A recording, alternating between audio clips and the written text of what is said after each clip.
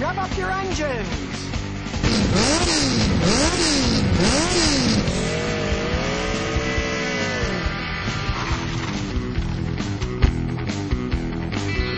It's time for ScottyKilmer.com. If your car's air conditioning isn't blowing too cold, you might need a new expansion valve. So today I'm going to show you how to replace an expansion valve on a Toyota Camry. The first thing you have to do is hook up your gauges and remove the refrigerant that's already in the system.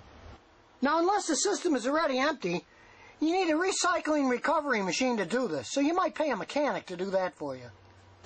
Then once the refrigerant is out, you have to remove the two lines going into the dash. And they're hiding right down here in this Toyota. These two bolts have to be taken off. Just stick a wrench on them and loosen them off. Then you have to take the glove box out to access the evaporator core where the expansion valve is bolted in. Just remove the screws that hold the glove box in place on the top and on the bottom. And then the glove box just pops out. First the door part, then the inner liner comes out. And there's the blower motor, which you have to move out of the way to get to the evaporator. So find all the bolts that hold it in place and take them off. And then just grab it and pull it out of the way.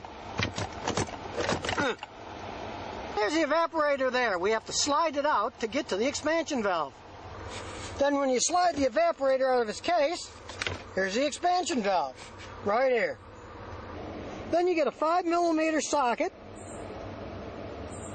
and put it on the expansion valve bolt and take it off. Then once you remove the two bolts, the expansion valve just comes right off. Now you'll notice that there's O-rings inside. Right in here there's O-rings. You need to put a little air conditioning oil on them so they seal good. So just get a little air conditioning PAG oil and pour it in a little cap. And then drip some on each O-ring and spread it with your fingers. Then after lubricating the O-rings, bolt the expansion valve back onto the evaporator. Then slide the evaporator back into its case. And then bolt the two hoses back on under the hood. Bolt the lines on nice and tight. Then start evacuating the AC system with vacuum pump. You want to run the vacuum pump for about an hour to get all the moisture up, and that'll give you plenty of time to put the rest of the dash together. So while that pump is running, put the blower assembly back up and bolt it in, and bolt it back into place. And don't forget to put the glove box back in. Then once you put it all back together again, turn off the vacuum pump and fill it up with the correct amount of refrigerant.